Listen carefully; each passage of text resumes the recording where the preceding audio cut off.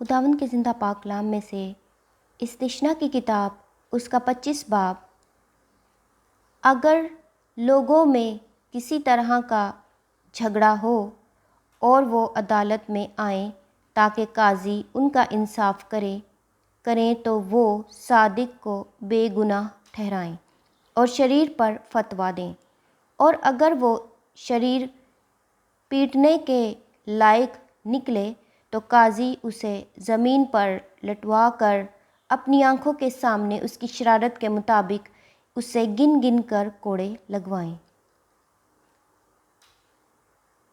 وہ اسے 40 کوڑے لگائے، اس سے زیادہ نہ مارے، تا نہ ہو کہ اس سے زیادہ کوڑے لگانے سے تیرا بھائی تجھ کو حقیر معلوم دینے لگے۔ تو دائیں میں چلتے ہوئے بیل کا منہ نہ باندھنا۔ مردہ بھائی کا حق۔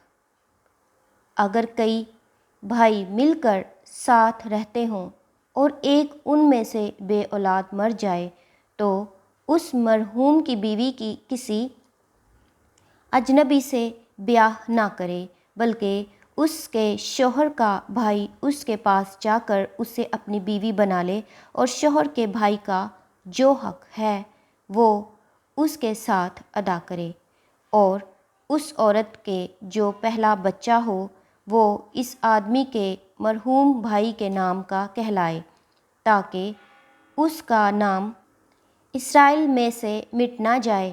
اور اگر وہ آدمی اپنی بھاوج سے بیاہ کرنا نہ چاہے تو اس کی بھاوج پھاٹک پر بزرگوں کے پاس جائے اور کہے، میرا دیور اسرائیل میں اپنے بھائی کا نام بحال رکھنے سے انکار کرتا ہے اور میرے ساتھ دیور کا حق ادا کرنا نہیں چاہتا۔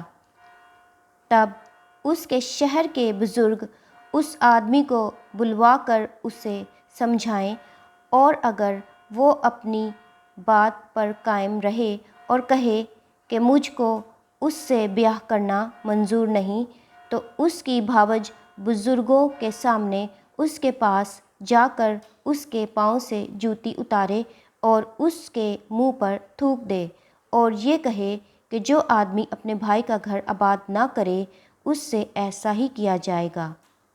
تب اسرائیلیوں میں اس کا نام یہ پڑ جائے گا کہ یہ اس شخص کا گھر ہے جس کی جوتی اتاری گئی تھی۔ دیگر قواعد و ضوابط۔ جب وہ شخص آپس میں لڑتے ہوں اور ایک کی بیوی پاس جا کر اپنے شوہر کو اس آدمی کے ہاتھ سے چھڑانے کے لیے جو اسے مارتا ہو اپنا ہاتھ بڑھائے اور اس کی شرمگاہ کو پکڑ لے، تو اس کا ہاتھ کاٹ ڈالنا اور ذرا ترس نہ کھانا۔ تو اپنے تھیلے میں طرح طرح کے چھوٹے اور بڑے باٹ نہ رکھنا۔ تو اپنے گھر میں طرح طرح کے چھوٹے اور بڑے پیمانے بھی نہ رکھنا۔ تیرا باٹ پورا اور ٹھیک اور تیرا پیمانہ بھی پورا اور ٹھیک ہو، تاکہ اس ملک میں جسے خداوند تیرا خدا تجھ کو دیتا ہے تیری عمر دراز ہو، اس لیے کہ وہ سب جو ایسے فریب کے کام کرتے ہیں خداوند تیرے خدا کے نزدیک مکروہ ہیں۔ عمالیکیوں کو قتل کرنے کا حکم۔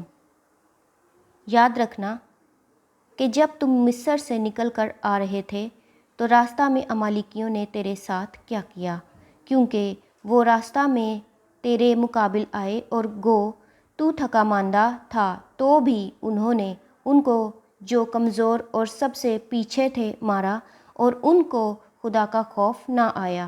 اس لیے جب خداوند تیرا خدا اس ملک میں جسے خداوند تیرا خدا میراث کے طور پر تجھ کو قبضہ کرنے کو دیتا ہے، تیرے سب دشمنوں سے جو آس پاس ہیں تجھ کو راحت بخشے، تو عمالیکیوں کے نام و نشان کو صفائے روزگار سے مٹا دینا۔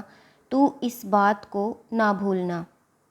خداوند کے زندہ پاک کلام کے پڑھے اور سنے جانے پر خداوند کی خاص برکت ہو۔ خدا کا شکر ہو، آمین۔